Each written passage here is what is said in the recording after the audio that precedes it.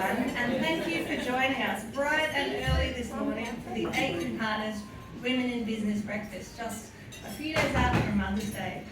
My name is Nicole G, and I'm a principal lawyer at Aitken Partners in the commercial litigation team and chair of Aitken Partners Women's Group. I begin this morning by acknowledging the Wurundjeri people, traditional custodians of the land on which we are meeting, and pay my respects to their elders past, present and emerging. I extend that respect to all Aboriginal and Torres Strait Islander people here today.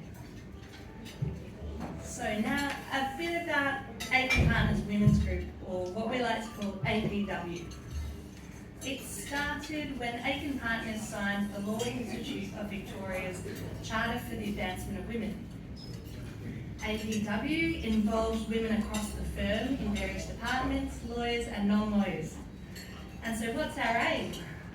Our aims are really those of the Charter, which aim to promote and support strategies to retain women from all backgrounds in the profession over the course of their careers and encourage the progression into senior executive and management roles. Some of our initiatives with APW include, of course, the APW Business Network, which is created through events like today's, the introduction of a parental leave policy at the firm, adopting the Law Council of Australia's equitable briefing policy, which is about supporting women barristers and their progression and retention in the profession, and also education initiatives within the firm. So, for example, we have APW presents Let's Talk About Performance Reviews, something like that. So, without further ado, I'd now like to introduce our facilitator, principal and head of the property and commercial law at Aitken Partners, the wonderful Julie Maxfield.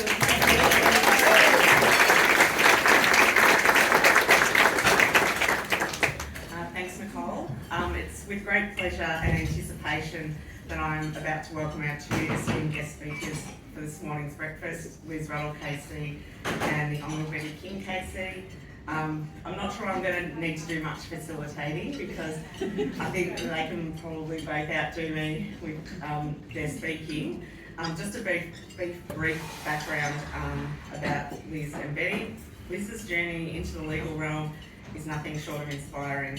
Within a remarkably short time span, she made her mark on the legal scene, signifying her remarkable talent and dedication.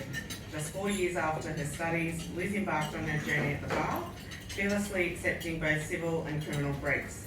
Her ascent to silk in 2020 stands as a testament to her prowess and exceptional advocacy skills. In late 2020, Liz was further acknowledged with her appointment as a senior Crown prosecutor.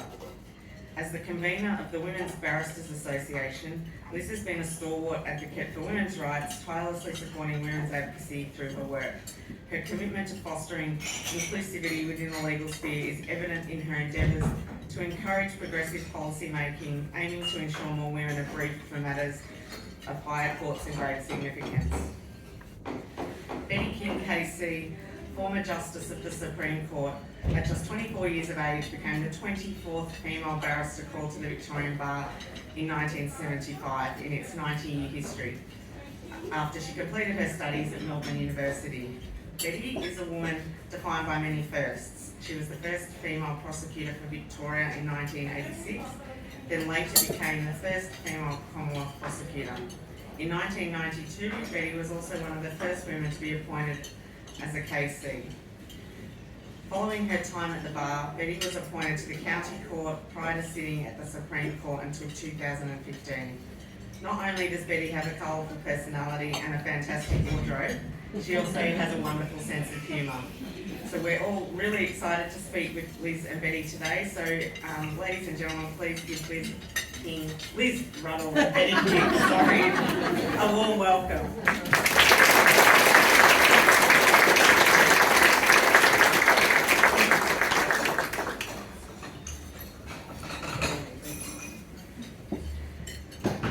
Thanks very much, ladies, for joining us. I know there's a lot of lawyers in the room, I think, which stands a testament to everyone wanting to hear you speak about your careers today. So I might just start off with your early careers and influences in the law.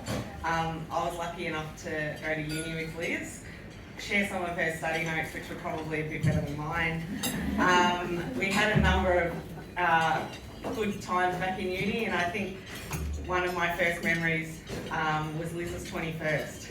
So that was a glitter party at Milano's in Brighton, where I was introduced to a number of key people in the legal scene, and they definitely knew how to enjoy themselves. So firstly, Liz, can you tell us, we've had a few discussions about your early career, but growing up, what did you see the difference between what you call girl lawyers and boy lawyers? So I'm not sure if this works or not. So when I was a little girl, my mum obviously was a barrister, and a lot of her friends were female barristers, and my dad was a solicitor. And so I thought that girl lawyers went to court and boy lawyers went to the office. And that seemed like a pretty sensible kind of division of labour. Okay, so you just said that both your parents were lawyers. You were, which Betty will ask you to talk about in a minute, but Liz, you were born into the law, let's just say. What influenced your decision to start going into that area? Well, obviously, having parents in the law gives you a fairly good idea that this might be kind of a fun job. But I took a few turns in my planning. When I was at primary school, I desperately wanted to be a clown. Some would say I have succeeded. And then I was going to be a theatre technician, which I'm sure my parents were rapt about after 13 years of private schooling. And then I was going to be a scientist, and I actually have a science degree. But Mum managed to organise me a work experience in a science lab, and I was like, this is really fun for a week, because there were people there with PhDs who were just doing the same step of the same experiment for the last 20 years, and I was like, not for me. So then I didn't get into journalism, so I went to law school. It turned out all right. I think we could definitely say that. So back to Betty. Do you want to share your story about going into labour with Liz? Maybe keep it with the gory details. It was quite interesting. I was at Colac running an armed robbery trial for one of the accused, and I thought, oh, I've got this Braxton Hicks thing, you know, that it's sort of a pretend labour. So I'm talking to the jury and pausing to breathe. I've got a jury of 12 Colac farmers. They started breeding with me. They had birthed more lambs than anything you've ever seen. And the judge finally said, "You all right?" And I said, "Oh yeah, just, you know, a little bit of that false stuff, you know." So we went through, finished my address, judge took the charge, jury came back, said not guilty.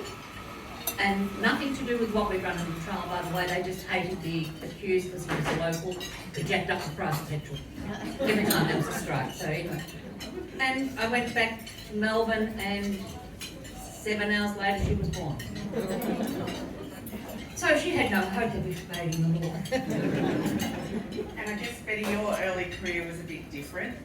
What influenced your decision to go into the law? Ignorance. I had never met a lawyer, didn't really know what they did, but I went to uni high, and I was going to be a teacher, is what I wanted to be, but my teachers insisted that I should do something at uni, or at least apply. And so I looked around, and I just didn't know what to do, and my best friend was going to do law, and I went, that sounds all right. So I put it down, not for 1 second thinking I'd pass first of all matric or get into uni, and surprised everyone, I passed matric and got into Melbourne Law School. And then, as my mum said, holy shit, what do we do now? Because you used to have to pay in those days. That's fantastic. And Liz, just your early career, you're now the head of the Women's Bar Association. What are some of the particular challenges for women at the bar that I think warrant particular attention or association, and it's not only relevant, I guess, to lawyers and barristers, but working women more generally? Well, I think one of the real, we've managed to knock off, I think, some of the more obvious barriers, such as, judges who won't listen to women who are wearing pants and those sorts of stupid, obvious things of sexism. Our real problems now are unconscious bias, and in both the clients and the solicitors who use barristers. You would think that after graduating law schools in equal numbers for 40-something years, we'd be seeing equal numbers in partnerships and at the higher echelons of the bar, but we're just not seeing that. And I can tell you, having been opposed to lots of men and lots of women, it's got nothing to do with talent. It's got to do with the concept that some people have in their head of what a barrister looks like, and it doesn't look like this, but it's bloody bullshit. And I guess on that note, Betty's a lover of fashion, as we've touched on. You ignored the conservatism of the legal world. And can you tell us about the time, I think Liz briefly mentioned it, but you turned up to court as a young barrister in your matching green suit, green stockings and green shoes? I'm going to tell you, I was looking pretty fabulous. On reflection, not quite as fabulous as I thought. It was pale green. So I had pale green stocking shoes and skirt. The rest of me was impeccable. I had the wing collar, the whole shebang. And I go in front of this judge, and I'm probably about 25 at this stage. And I said, mate, please support, I appear on behalf of Mr. So-and-so. And he looks at me and goes, I can't hear you. I thought, oh, okay. So, may it please your honour. I spoke up. And he looked at me and said, I still can't hear you. And I thought, you deaf old bugger. So I practically screamed. And then his associate came towards me, and just, male associate of course, from the armed services, as is appropriate, and said to me, His Honour, I can't hear you because you're not wearing flesh-coloured stockings. You'll need to go and purchase some flesh-coloured stockings, and then if you return, His Honour will be able to hear you. I had to go down to Myer, the only place that sold stockings in those days, buy a pair of pantyhose, put them on, come back, and then the old prick could hear me. Have times changed? Oh, yes. Well, Betty, you just said times have changed. Liz, do you want to talk about, do you still experience things like that, or has the attitude changed? Oh, I think the attitude's very much changed, although I did get a very funny look from another barrister the other day who said, did you really go to court in that? And I was like, what's wrong with the flamingos on my dress? They can't really see the bottom half anyway. So back to, I guess, your early careers. Liz, you've been in the High Court a number of times. You've told me a story about, I think it was your first time at the High Court. Do you want to tell us how that went? I think it might have been my first time as lead counsel that you're talking about. So actually just last year I had my first appearance in the High Court as lead counsel, and if you haven't been to the High Court, it's a very imposing space. So the room is 2 stories high. You have to literally swivel your head to see all of the judges. It's designed to be terrifying. But I've been there as junior counsel. I've prepared this case. I am ready to go. And it's my time for the applicant, so I'm going to be the first person speaking. And in the regular courts, in the Court of Appeal, when you announce your appearance, you just pop up on your feet. Mate, please court, I'm here, sit back down. So I'm like, I know how to do this. I've been to court before. This is going to be great. So I stand up, big girl voice. May it please the court. And the Chief Justice just goes, I'm not standing in the right spot. I had to go and do it again. Well, they found for me 5 love, so it worked out all right. I always good to hear that. Betty, after your articles, you went straight to the bar. You did 5 years in the county court as a judge and then were appointed to the Supreme Court. I'm sure everyone's keen to hear about that. But can you tell us a little bit about your progression there? It was a bit unusual, I guess, to go straight to the bar from articles, and what led you to that sort of choice? I'll go back to my first answer, ignorance. I did articles at a terrible firm that I basically did insurance crash and bashes. And they were awful. I had to wash the car, I had to pick up groceries, I had to man the switchboard when the bill went off, because I was bloody female. And so at the end of it, I made my 12 months, I decided I wasn't going to stay, I was going to go to the bar. Because it's the only other people I'd met who were lawyers, were barristers, because I would brief barristers in crash and bash. And I thought, can't be hard. Because I'd met some, I thought I was really stupid. And some were right. So I rang this fellow, because you had to have someone over 10 years seniority. So I rang this fellow who did civil and family. And I rang and said, can I read with you? And he said, sure.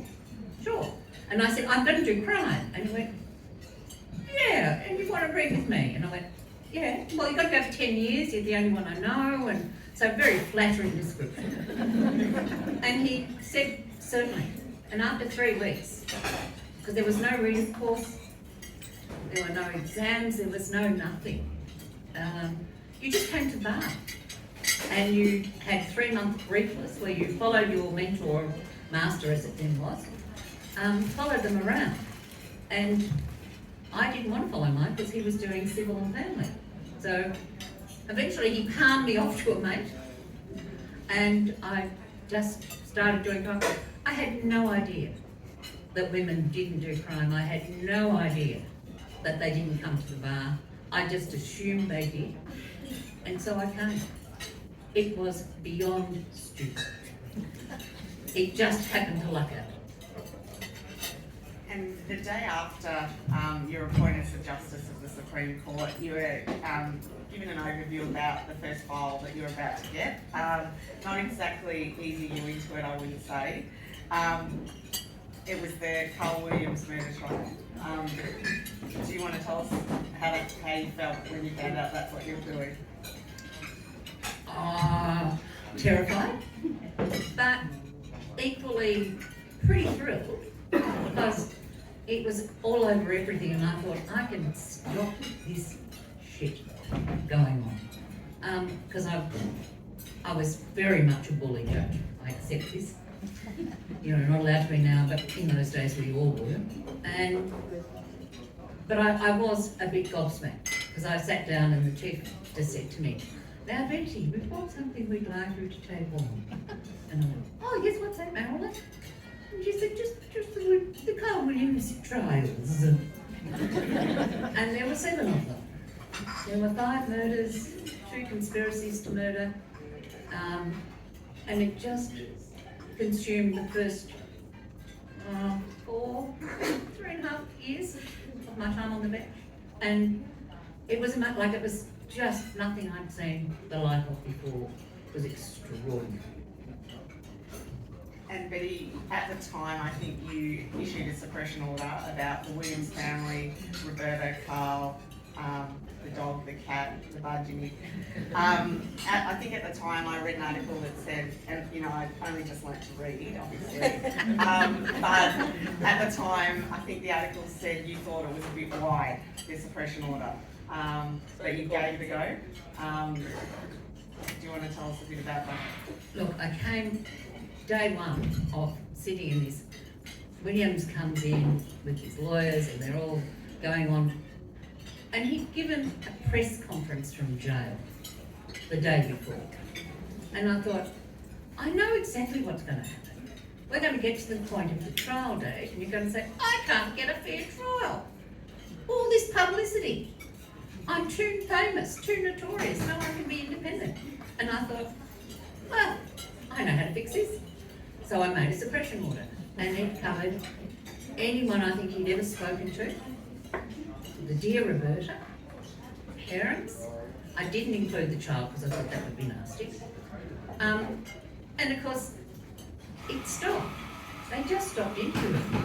I got appealed, and I was a touch wide, they said, as in, who in their right mind would issue an order? Anyway, something along those lines. Justice Nettle and I still agreed to disagree. But it worked. It stopped the publicity. And I guess, I'm sure everyone in the room is interested to know about the underbelly suppression order.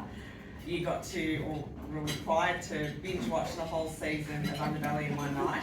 I think when we were allowed to watch it, we probably did that as well. So 13 episodes in one night, I think it was. It was 13, without music, but also without ads, which in those days was pretty amazing. But it wasn't quite finished in the editing. I was running a murder trial down at Geelong, and I got them on the Monday night, 5 o'clock, because Channel 9 was what you call not cooperative. And so I eventually just issued a subpoena for them. The show was due to start on Wednesday, so this is Monday night. I'm charging the jury in my murder, so I go home, I've written the charge, so that's all right, and I sit down and I start watching it. About episode 5, I turned to my tip staff and I went, I didn't know that happened. It was like watching a bloody documentary of the trials I've been doing. And I thought, how can this be so accurate? How on earth can they get this so right? And then in episode 7 or something, they formed the Piranha Task Force. And they do the classic, anyone who's a criminal lawyer knows this, they do the classic task force thing. That is, you have a photo, group photo, you make stubby holders with the logo, boys get a tie and girls get a scarf. So they're out taking the photo outside police headquarters, and I went, stop. And we re-round a couple of times. The whole of Piranha Task Force was, the actual task force was in the photo being taken. So clearly they had given them everything they'd given me and then some, because they all want to be bloody movie stars.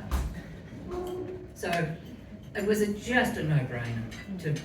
It was so accurate, and the heroes were the police. So there could never have been a fair trial for an accused if that ran at the same time. But we're going to run the Brunswick Club murder in 6 weeks' time. So episode 5, which was Brunswick Club murder, would have been spot on while the jury were just possibly hearing the evidence from them. Major policeman, who was the hero of the series. It wasn't, I thought, I don't know if I can do this, but I'm going to. Much to our disappointment, I think, because all the other states in Australia were watching it, we weren't. And you spoke about the media, obviously Channel 9. I think there's a perception they like to glorify high-profile cases. What, role do you think they play?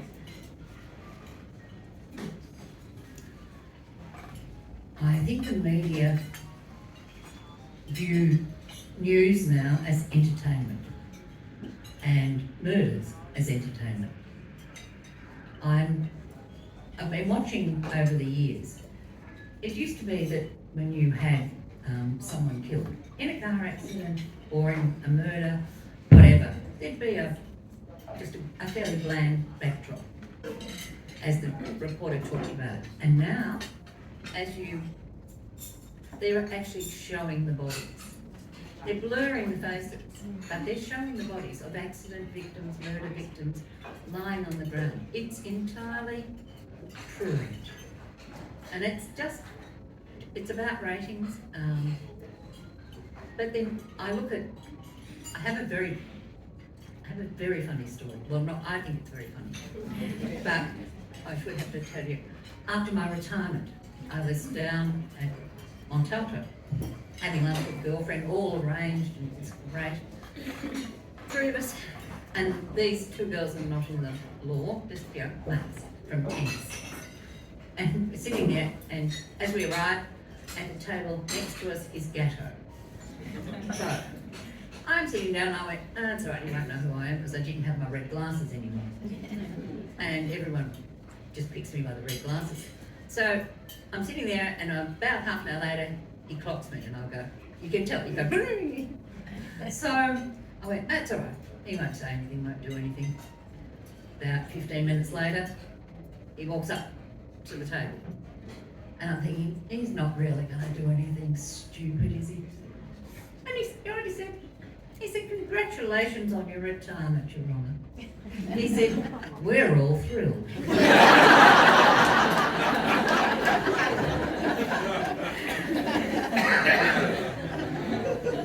The 2 women she was having lunch with didn't think it was that funny.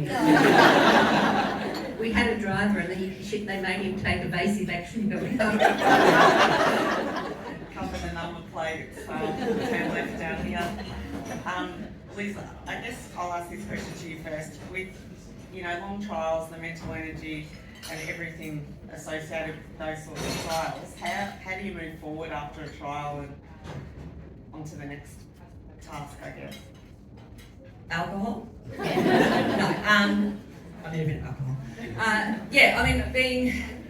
Running big trials is pretty exhausting, and the barristers aren't known for having the best work-life balance. I actually learnt a lot from watching Mum do it when she was at the bar and I was a child. So she used to finish a trial and come to school to pick me up, and I usually hadn't seen much of her for a little while. She'd come to school to pick me up, usually with 2 tickets to the Gold Coast in her hand. And we'd go to the Gold Coast and I'd swim in the pool and have milkshakes and think that life was grand, and she would just sleep. And I was like, I don't know why she sleeps so much. I get it now. Liz, I did some, I won't call it stalking online, let's just call it investigating. I typed your name in to see what came up, and I think every second article was about you being a mentor to someone at the Victorian Bar. So it was their big bar page and it said mentored by Elizabeth Ruddle. Is that something obviously that you're really passionate about, and what interested you to do that and help others, I guess? Well, one of the Victorian Bar's strengths is its relationships and its mentoring process. So Mum was talking about reading with her mentor John, who was a lifelong friend of the family's until his death a couple of weeks ago, and when I decided to read, or decided to come to the bar, I actually asked Mum's mentor John, because I wanted to do commercial law, if he could give me a few names of people I might think about reading with. And he rang me back a week later. He said, okay, you're reading with Peter Nugent, it's all organised, you're meeting him for coffee next week. And I was like, oh, no, John, he's like, it's all organised. Anyway, it was the best decision ever. Pete was an amazing mentor. He had a brilliant relationship with his mentor, who I'm still close to, and he had a good mentoring experience, so he wanted to give me a good mentoring experience, and I did have that. And so then when I've had 4 official readers. I had adopted Pete's second reader after Pete passed away, and I've obviously had a number of junior mentees, and it's just a brilliant experience. You learn more. I learned as much from them, I think, as they learned from me, and we're all still really good friends. In fact, we went and had what we call our bar family portrait done yesterday as part of the faces of the bar, and if there are any barristers here, go get your photo taken, please. And yeah, it's a brilliant part of the bar. Now, just a question for you, Peter. You and your close friend Lillian Leader were the first 2 female criminal barristers to take silk in Victoria. Can you tell us what happened on that day?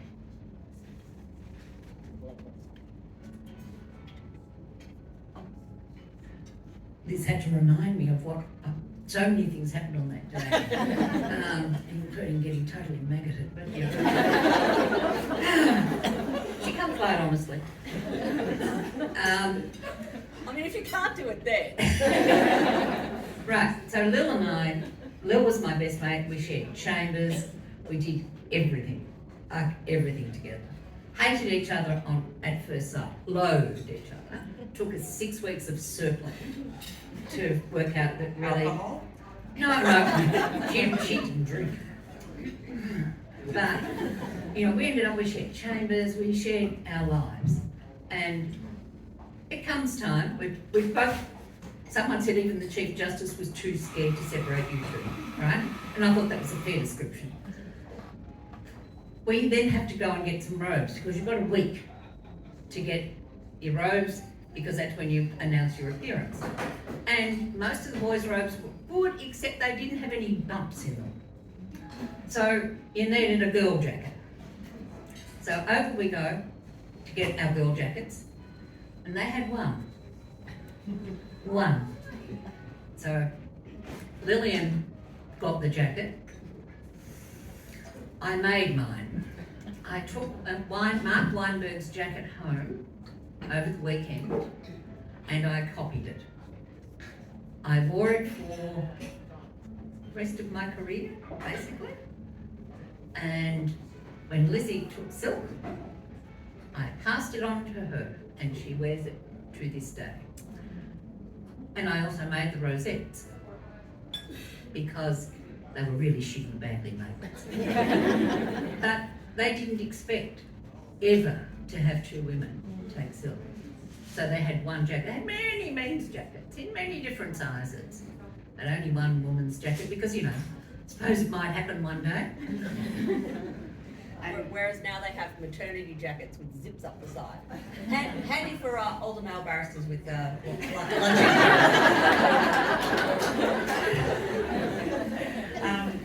Betty, I understand you're a bit of a sewer, and I think a lot of the younger female lawyers and the like in the room are very keen for some fashion advice from you. I wore my leopard print skirt in honour today, and now I didn't want to clash. But so look, what's your best piece of fashion advice for the women of today? For the lawyers of today, stop wearing black, navy blue, or dark brown. You are female. Excuse me. Nicole, stand up, please. That's what you should all wear.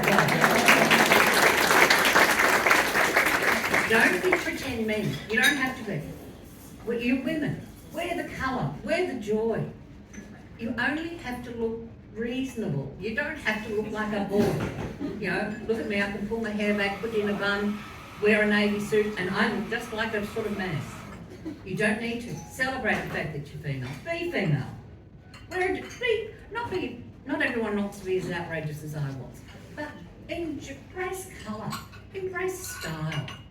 Be yourselves. Just don't wear the bloody uniform of navy and black. Sorry, ladies. Now, can I talk to you a bit about your relationship? Obviously, you're very, very close. Don't really like it. You're not similar at all.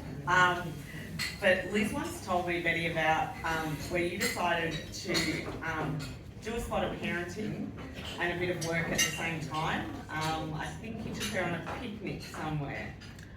I think this is Liz's story.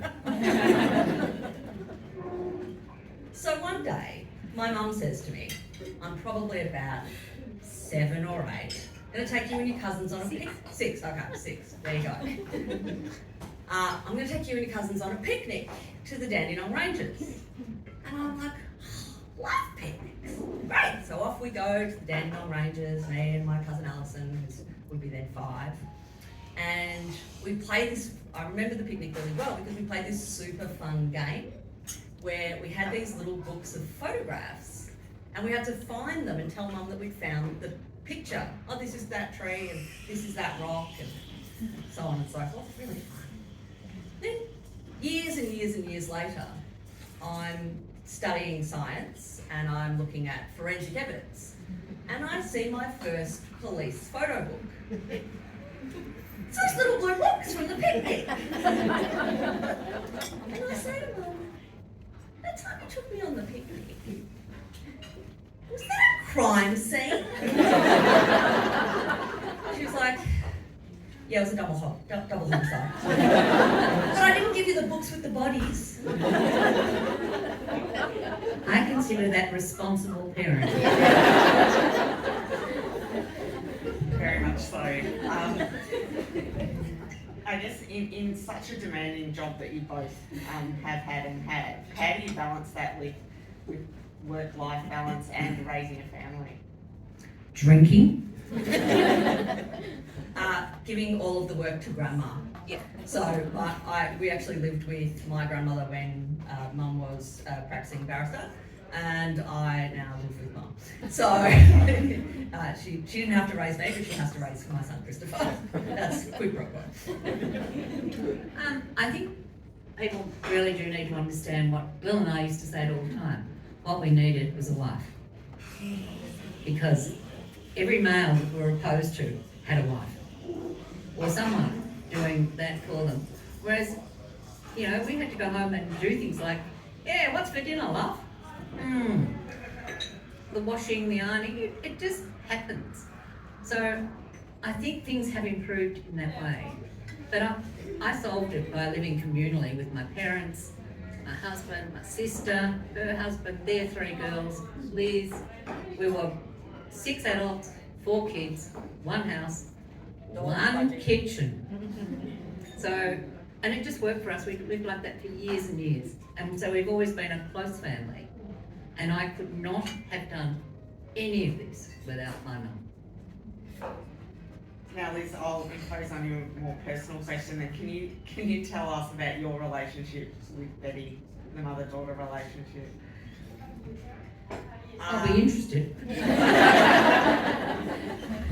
I mean, obviously, mum and I have a lot in common, and yeah, I mean, we're very close. We travel together a lot. You know, it's very good to have someone to talk to about your work at the end of the day, who is not squeamish about the fact that you're going to tell her about your murder trial, your child sex case, or so on and so forth. But it is an interesting position to be such a nepo baby, because there is a life-size portrait of mum downstairs, and I used to have to walk past that on my way to chambers every morning, which is not at all weird. And then yesterday I was in a conference actually with a senior criminal defence solicitor, and I was telling a story about how I'd gone home the night before and bitched and moaned about how defence were being annoying. And I said, oh, because my mum was a criminal lawyer as well. And he goes, oh, what did she do? And I just said, oh, she's Betty King. Because she didn't do anything she is. there wouldn't have been about that, a description that I could have given after the map. He's like, oh, okay, right. Now, Betty, I'm going to say a quote that I read in the Australian article about that you said, and it's going to lead me into a retirement question. The quote is, "I never put myself in the category of being brilliant, but I was a hard-working judge. I worked hard and played hard. I got on with things. I was a workhorse." So after 40 years in the law, what does retirement look like for you now? And I know Liz will tell us, I'm sure, a few stories, but I'm not sure she can tell them to the whole crowd, but we know that you like to enjoy yourself. What does retirement look like? The best bloody thing that's ever happened to me. It's travel, lunch, dinner, sewing, knitting, crafty crap that I've always loved. Time. What I've got is time. And I am not sitting still. I just keep saying, well, there's somewhere else I haven't been. Let's try that. So I travel with my sister a lot. My older sister is still quite bossy. But, you know, we just have a wonderful time. And I've got lots of friends in my local area as well. And I just love it. It's so nice to not have to go to work and watch the violence. And Betty, just on violence, you were known, I think, for being one of the first judges in the country to impose tougher sentences on domestic violence offenders. when previously I think it was known as a lesser crime. How do you think that's going at the moment, obviously with everything in the media? I'm thrilled that people are finally starting to say, oh, domestic violence isn't a good idea. It's been, women have been killed by their partners or ex-partners for so long, ever since I can remember. And when I first started, it was just, oh, it's okay, it's just a domestic. That's how it was referred to. When I went to the Supreme Court, the average sentence for a male, or because women got different sentencing, without a doubt, but males would get the average sentence was 6 years with a 4-year minimum. Because, oh, well, she pushed him. Look what she made him do. And I thought, not good enough. So I started increasing. I didn't follow the average, shall we say. As a result, the Court of Appeal didn't like what I was doing and would say, no, no, no, and I'd say, yes, yes, yes. And so I just kept doing it.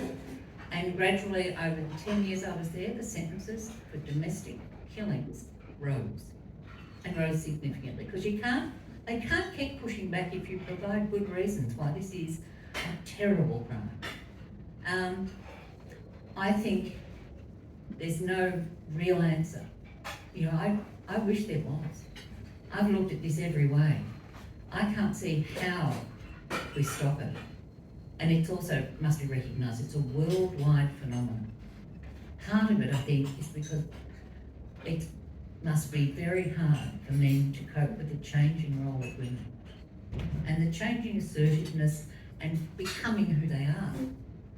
And I think they just don't quite know how to handle it, and temper and balance is one of the ways for a lot of men. But I don't know an answer for it. Yeah, and I think that's the unfortunate bit at the moment in society. No one seems to know the answer. Now, just changing tack a little bit, I know you've got a prop. Now, I feel like I've asked all the questions, so. I'll just take the prop and show you. When Lizzie went to school at 5, preppies, little preppy, and she was quite little. She went, her teacher one day called me in and said, I really want you to have something that Lizzie's made. And I went, really? And she said, yeah. She said, it's quite phenomenal. I've never seen anything like it. So I'm thinking my talented, unbelievably artistic daughter. But what she showed me was even better. I brought it with me because I've had it ever since. Elizabeth had been asked to make one of something, and so she did a collage. And she said, the teacher said, I didn't think she even knew what she was talking about. But what Elizabeth made was this. And it's called One Barrister. And it's female. And I thought, you can't be what you can't see. And she could see this. And she made it, and I love it. It's a bit faded after 40 odd years, but I thought it was the smartest thing. I'll stand up. I thought it was the smartest thing I'd ever seen. Because first of all, she made the wig. I like the blue hair. But what it was a recognition that this is normal. She made that because she knew what it was. And that's when there were probably about 30 women barristers. My son, when he was 5, asked, can boys be judges too? So it's intergenerational. Thank you, ladies. I might open up some questions from the floor if we've got time. You've probably had enough from me. Does anyone have any questions that they'd like to ask? I've got more questions, that's fine.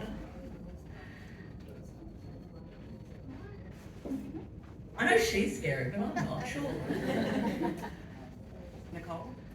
Betty, I'm interested to hear about your decision to retire because I know a lot of judges, you know, they stay well into their 70s, and how did you decide, you know, you'd had your time, I suppose, and it was, you wanted to start a new chapter? I decided to retire 40 years to the day after I signed the bar roll. Like a bit of symmetry in my life. But I also thought that was long enough. I'd been a judge for getting close to 16 years. And I think you become stale. I think you become out of touch. And watching my former colleagues, who are still in their 70s, doing it, how right I was.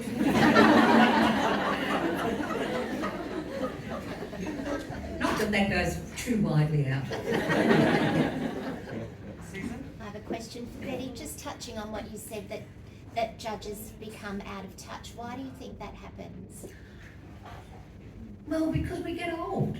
Like, do you think people in their 70s are really in touch with how people in their 30s, 20s, 40s think and feel? We live a different work, we live a different life.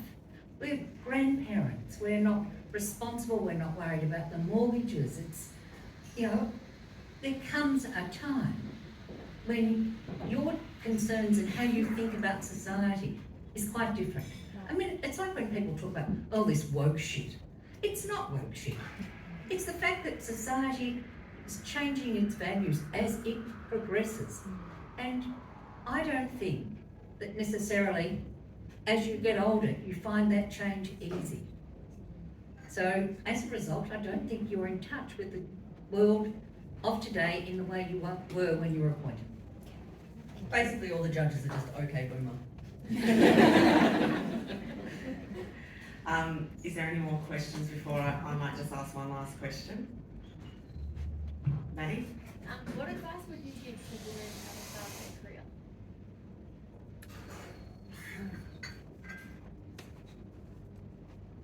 Be brave. And don't take the bullshit. Don't take it from males, don't take it from other women, and don't take it from the bench. I think that is the greatest change I've seen, is that judges, when I was a baby barrister, judges just bullied, like they were shocking bullies. And we perpetuated it because that's what we'd grown up with. And I think that nowadays, people aren't going to put up with that. So for all of you, just don't put up with bullshit. And Liz, I guess finally to you, have you got any words of wisdom for our young professionals in the room, or even the older ones? No, I think I probably echo what Mum said in that be brave. You know, this, you might not think that you belong in whatever business or whatever firm at the bar, but you do. You belong there just as much as anyone else. And once upon a time, Mum and I thought we didn't belong at the bar, and now her portrait hangs in the gallery. So you belong, come along, you'll have a fucking great time. All right, look, it's been an amazing morning having you both speak here. And on behalf of, I think, everyone in the room, I'd just like to thank you both for coming and donating your time. And we've got a small gift for you both, and surprise, surprise, it's alcohol.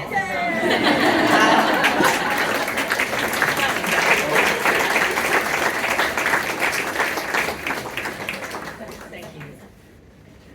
So I might just throw back to Nicole just for some closing comments, and then feel free to stay around and chat, network, and have fun.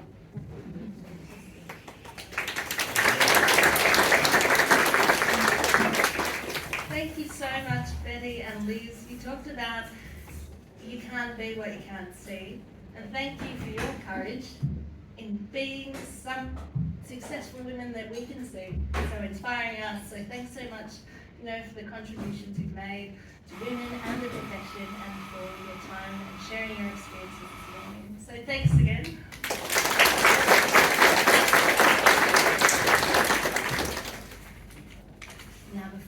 apart.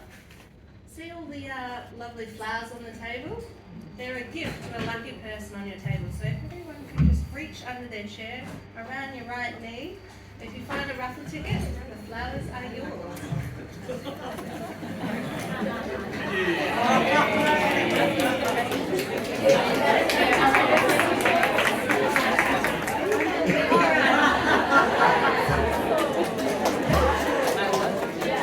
So it would be remiss of me to not thank Sarah Lyons, the wonderful Sarah Lyons, for all of her hard work.